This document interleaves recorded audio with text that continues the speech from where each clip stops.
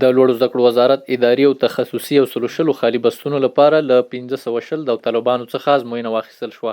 یا د ازموینه د لوړو زده کړو وزارت د ناسو په تالار کې دغه وزارت د ګمارنې کمیټې له لوري واخیستل شوه چې په پرانیسته کې د لوړو زده کړو وزارت مالی او اداري معین مولوي حافظ محمد حامد حسیب ګډونوالو ته د ازموینې د روڼتیا په اړه ډاډ ورکړ او هغوی ته یې د بریا هیله وکړه. آزاد رقابت او یا سالم رقابت للاري د لوړو زده کړو وزارت ته د غوښتونکو او هغه کسانو چې غواړي په وزارت کې خدمت وکړي سره راجمع شوي دي او د هغوی د صلاحیت او د استعداد ازموینه اخیستل کیږي.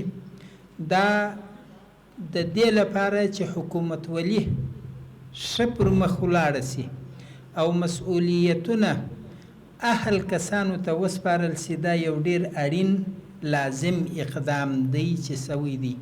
د لوړو زده کړو وزارت د بشري سرچینو رئیس مفتي عبدالکریم امیري په وینا چې دغه وزارت اړوند خالي بستونو کې د وړ اشخاصو د ګمارنې لپاره یاده پروسه دوامداره ده او په راتلونکي کې به ورته نورې ازموینې هم واخیستل شي.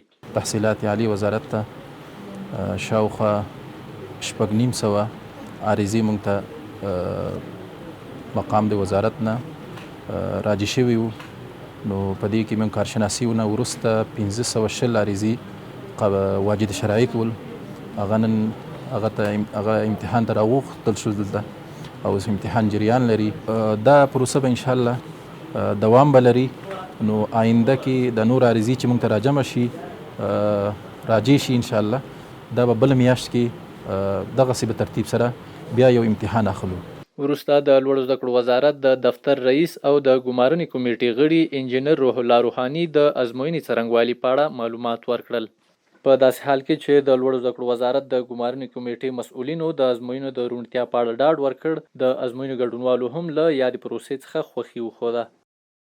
امتحان چې ماشاءالله ډیر خو او د آزاد سیالیت باید هر بخش کې امتحان ته ورکول شي. کوم بستونه چې خالي د دې لارې وړ کسان او وړ اشخاص بستونو ته ټاکل کیږي او موږ خوشحاله چې امتحان ته ورکول شو.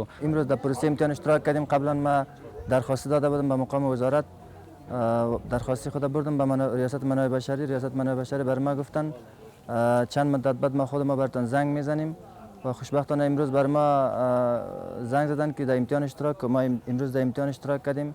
الحمدلله امتحان خوب گذشت و از بخش‌های مختلف امتحان گرفتن.